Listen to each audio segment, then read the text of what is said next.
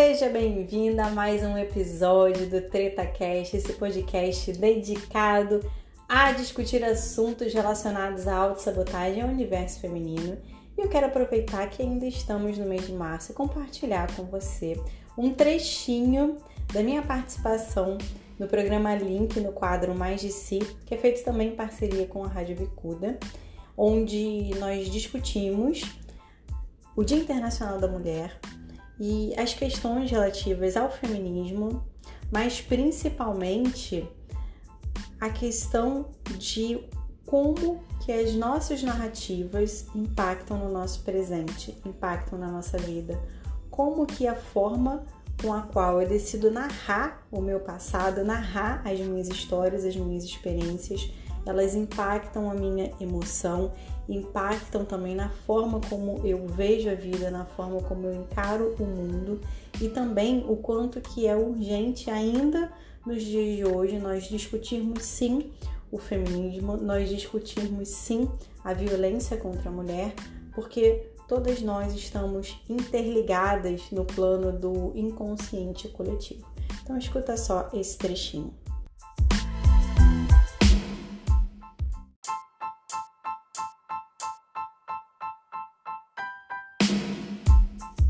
Tudo que aconteceu com a gente aconteceu. Isso.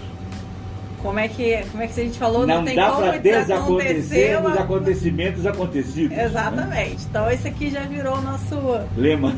O nosso bordão, a nossa maluquice aqui, a nossa piração, mas que tem não é um fundo de verdade, é a verdade. O que aconteceu, aconteceu.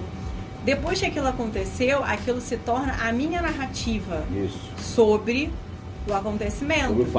Sobre o fato. E a minha narrativa, ela acaba impondo sobre mim uma carga emocional muito forte. É verdade. Agora, se essa carga emocional vai ser positiva, empoderadora, ou se ela vai me derrubar, vai me travar, vai me fazer me auto-sabotar, aí depende da forma como eu estou narrando.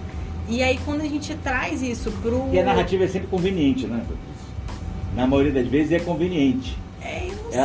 Não que ela seja vantajosa, ela é conveniente sobre aquilo que eu acredito.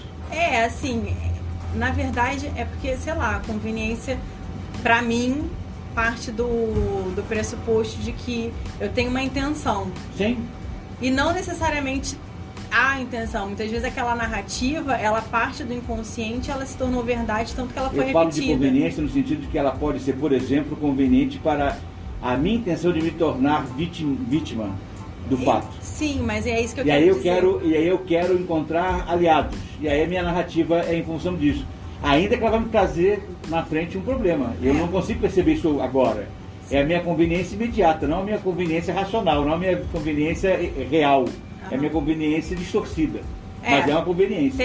Tem essa narrativa que ela é consciente e eu conscientemente me coloco no papel de vítima em prol dos benefícios que eu vou obter, mas tem muitas narrativas que elas são inconscientes, que eu nem me dei conta de que quando eu conto a minha história, eu me torno vítima de tudo aquilo que eu estou narrando. É verdade. Né? Então aí isso vai para um processo que é inconsciente e que aí acaba desencadeando muita autossabotagem.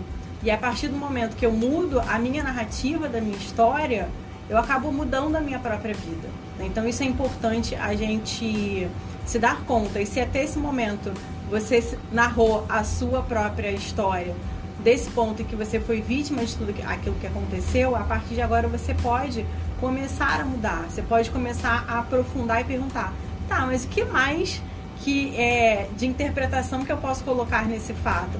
Será que eu posso contar de uma outra forma que isso me faça mais bem do que me faz mal?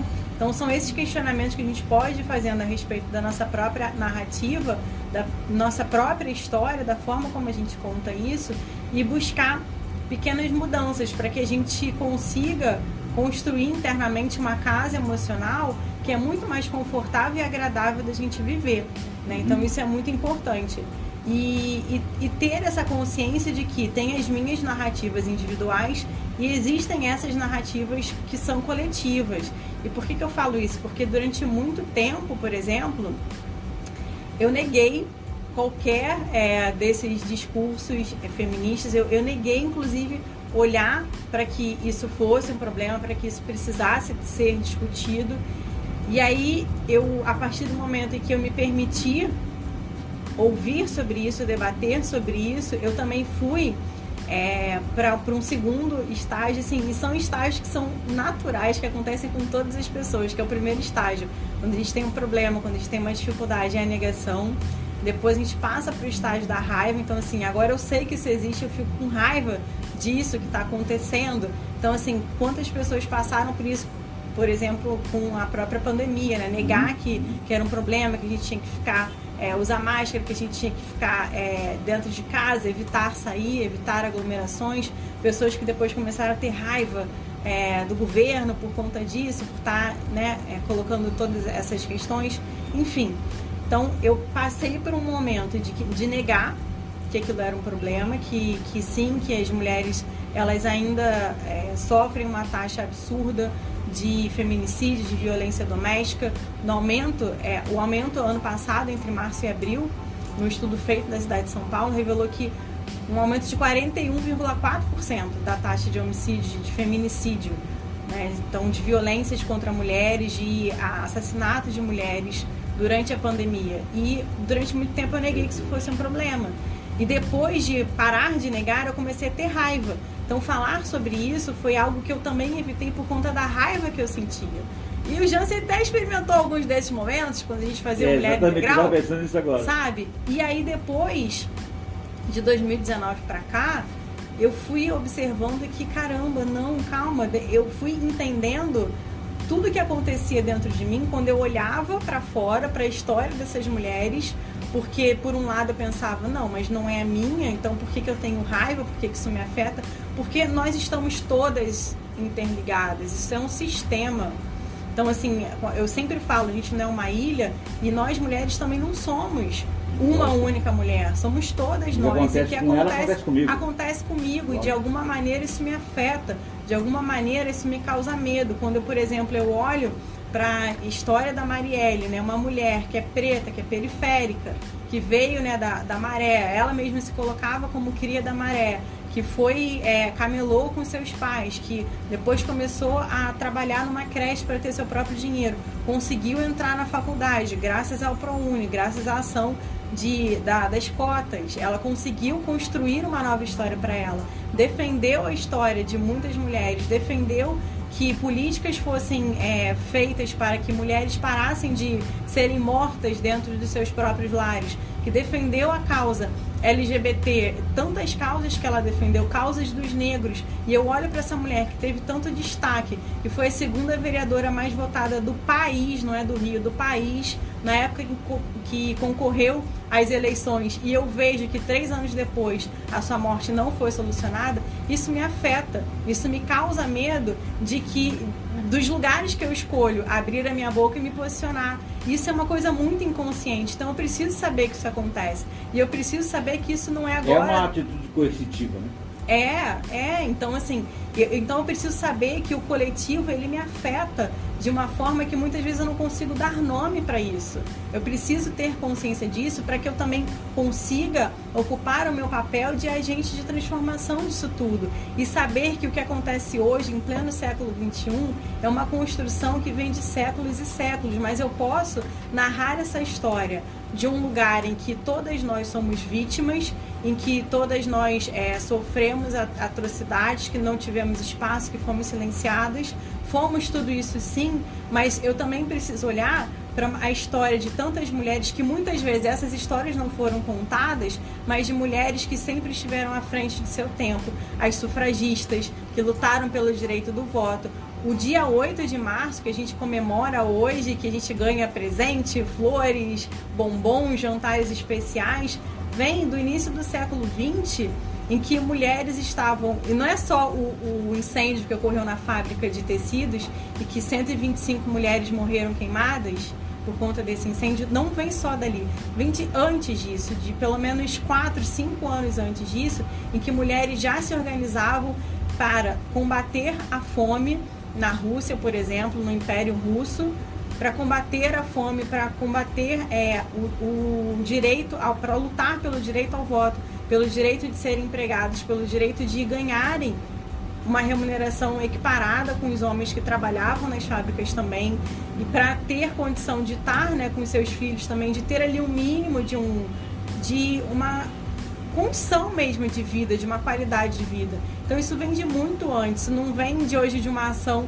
comercial, e não vem só do incêndio na fábrica, são questões muito mais profundas e que mostram lugares de protagonismo que as mulheres ocuparam, se não durante toda a história, pelo menos no último século.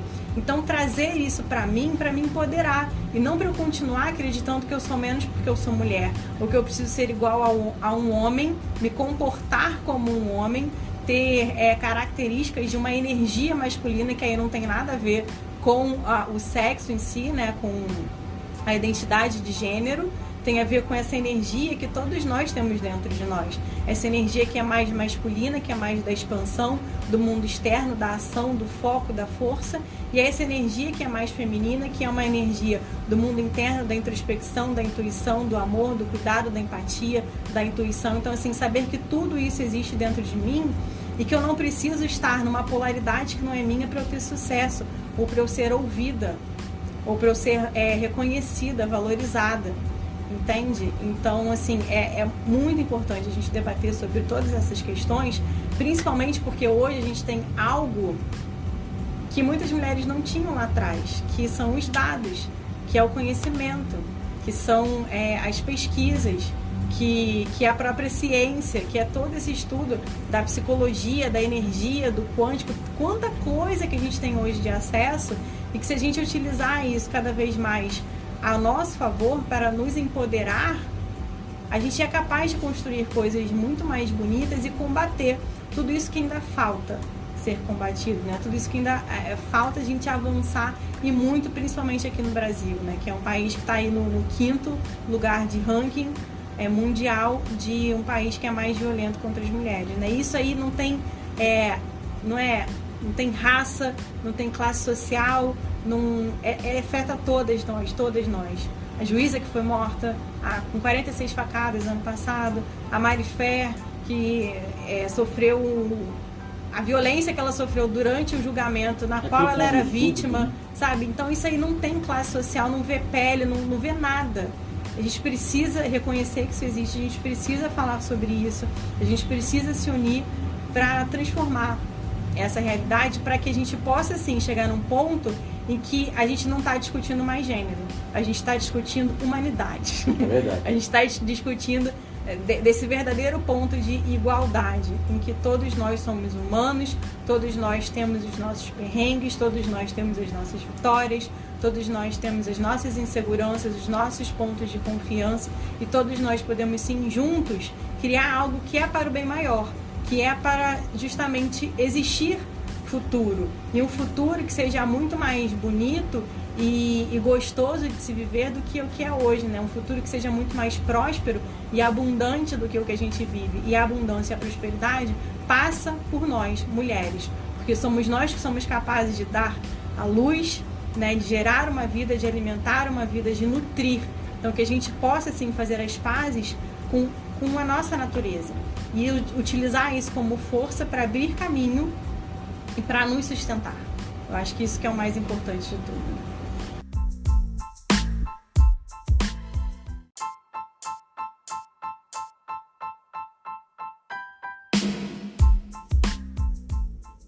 Eita, é treta atrás de treta, não é mesmo?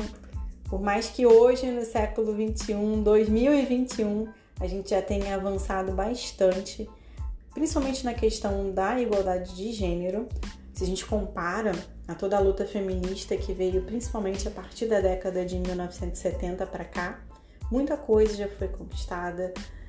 Porém, quando a gente olha para o presente e projeta o futuro, a gente percebe que por mais que tenhamos conseguido diversos avanços, ainda falta muito a ser feito. E por isso é imprescindível que nós, mulheres e homens, possamos cada vez mais nos tornarmos conscientes de todo esse processo, de quanto que é urgente também debater políticas públicas que dizem respeito não só à igualdade de gênero, mas um aspecto mais profundo mesmo do nosso sistema como um todo. aproveitando esse gancho todo que a gente tem vivido desde 2020 para cá, por conta da pandemia, que a gente possa se entregar a esse convite de fazer reflexões mais profundas sobre a forma com a qual nós temos vivido até hoje, pensar mais uma vez, né, não só essa questão do consumo, da economia, da política, da forma como a nossa sociedade se organiza de maneira geral, da forma como nós nos relacionamos com o todo, com a nossa família e com nós mesmas. Acho que fica ainda, né, esse convite ainda está pairando no ar, acho não, tenho certeza, e eu espero que a gente possa se render a esse convite e fazer essas reflexões para que a gente possa passar por esse momento de uma vez por todas, se assim for possível, se cada uma de nós atender esse chamado, a gente consegue acelerar esse processo, não é mesmo? Então fica aqui o conteúdo de hoje, desse podcast. Semana que vem também eu vou compartilhar mais um outro textinho de uma discussão acerca da questão mesmo da mulher, da violência contra a mulher. Eu sei que já não vamos mais estar no mês de março, mas são questões que são tão importantes a gente debater independente do mês. Também quero te agradecer a sua presença aqui, a sua audiência aqui no TretaCast e te informar que o TretaCast ele vai passar por reformulações, enquanto eu estruturo essa reformulação, que eu acredito que vai ser bem interessante para você, que vai gerar ainda mais valor para você.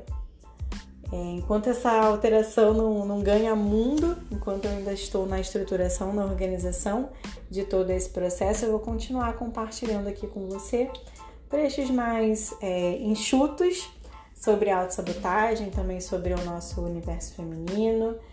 E assim que tudo estiver pronto, é claro, você vai saber em primeira mão a nova cara, a nova roupagem do nosso TretaCast. Vou ficando por aqui e a gente se vê na próxima quinta-feira.